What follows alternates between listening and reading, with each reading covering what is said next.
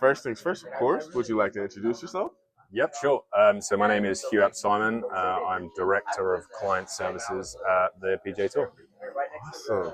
Now, if you could describe your job review and what you kind of do as director in like two, three sentences, how would you do that? Okay, so we are responsible for managing our international broadcasters that take the PGA Tour coverage. So I'm based in London, and it's our sort of sole responsibility to manage those broadcasters, work with them on a day-to-day basis to sort of maximise the reach and coverage of the PGA Tour in all of our international markets. Awesome. Now, if you were to make a checklist to kind of show what steps are most important to showing that your broadcasters are fully utilized, fully reaching the greatest audience, and you had to do it in 8 or less steps, what would those steps be? Wow, 8 steps. Okay, might not be able to cover 8 steps, but I think it all starts from the broadcast agreement because I think that's always really important to our business. One, understanding the rights they have. Not all of the rights our broadcasters have are the same. So understanding what rights they have and how they can exploit them on which platform is always really important to that stage. Also, another step is understanding what rights the PGA Tour retain in each market. So again, like our audience development team want to be able to use our content in market to develop our fans and audience. So again, it's important to understand what we can do in each market because that varies a lot. And again, it's then understanding from our broadcasters exactly kind of what resources they have at their fingertips, how they can use it, and we kind of work with them to maximize every opportunity and what they want to do. So whether that's increasing coverage, on-site opportunities, helping them with marketing initiatives, maybe it's supporting them with merchandise, tickets. We look at every aspect of the partnership and how we can support our broadcasters to kind of maximize what they do. And you mentioned utilizing what resource they have at their fingertips and kind of like adding to that. What would you say is like the baseline for like the broadcasters that you would want them to have? Yeah, look, I mean, it really varies. We have really sort of advanced broadcasters like our one in the UK. So Sky Sports have amazing facilities at their studios. They have a dedicated golf studio. They have a dedicated commentary team and talent. They have on-site production again, and they've got a long history of producing golf as well. So that's at one scale of it, and then we have smaller partners that just don't have that resources. They don't have a dedicated golf team. They purely kind of take our feed, probably plug it in and schedule it, which is fine because they just don't have the budget to do anything more than that. But again, we can help them in terms of providing them marketing resources and video content to amplify that a bit more. So it's kind of gauging how much resource each partner has, and I'm working with them on an effective strategy for each market.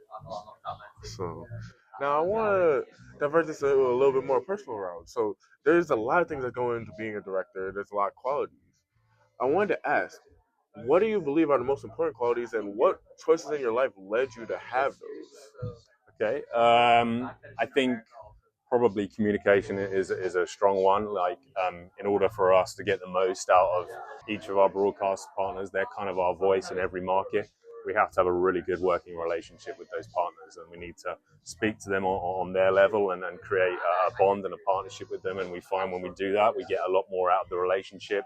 The broadcast is a lot more willing to work with you on initiatives. So I certainly would say that's kind of the biggest point in our job that really helps us. And what would you say was like a moment in your life that like kind of helped you really develop that communication? God, it's difficult. I think it probably, starts from an educational point of view. Like, I went to university at 18, and you're thrown into a new situation. You're supposed to make friends and make new relationships and understand the course that you're doing. So I think from an early stage, you're kind of, a lot of people talk about your education and university career much more about academics, but a lot of it is about socializing, understanding that communication, developing new partnerships and stuff. So, I think it starts from an early age. And might I ask, what university did you go to? I went to Lincoln University, so that's kind of in the north of England. I studied a media production degree, so it was actually kind of more behind the camera, and I kind of did that as a starting role. So I worked on a few production shows at the start of my career, but I soon kind of realized I didn't want to really be in production essentially. So I then kind of moved away from that and more into sort of content management and then sort of client relationships. So, but sport was always a common theme throughout, and I always wanted to be in sports. So I'm glad that I found myself to the PGA Tour. And I'm not gonna lie, this is a perfect segment for my last question because sports are a very uniting force, and there's always a certain draw to them. So I wanted to ask you, especially for golf specifically, what is that draw? I think, yeah, it's a difficult one. I think if you've ever played golf, it can be a really frustrating sport, but all it takes is one good shot for you want to come back and play again and again and again. So I think it's a sport that you can continuously get better at if you can try and put the effort in. And again, I think when people watch golf on TV, they often like to put themselves in that situation and think, oh, how would I play that shot? Or look at that shot, how would I do that? And so I think there's a really strong connection between participation and watching the sport. And I think people kind of really enjoy that aspect of it, that they can play it with their friends, but they can also watch it at the highest level as well. Amazing. And that is all my questions, but I did want to say, do you have any other like comments, questions, or like message you want to give to the people?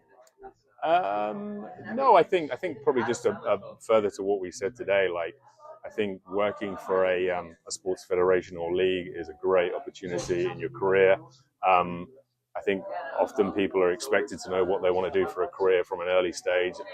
Often doesn't work out like that, and I think I would highly recommend anyone to go and work for a sports federation, because once you get in the door, there's so many different opportunities within the organization. It's not just you could go and work in a legal team, you could work in the content team, you could work in partnership management, you could work in sponsorship, you can work in data science. The opportunities are endless. So I think I would just say to people, like, don't stress too much about not knowing what you want to do for a career. Think about what you're passionate about. Try and get yourself into some good organizations, and often a pathway will create itself.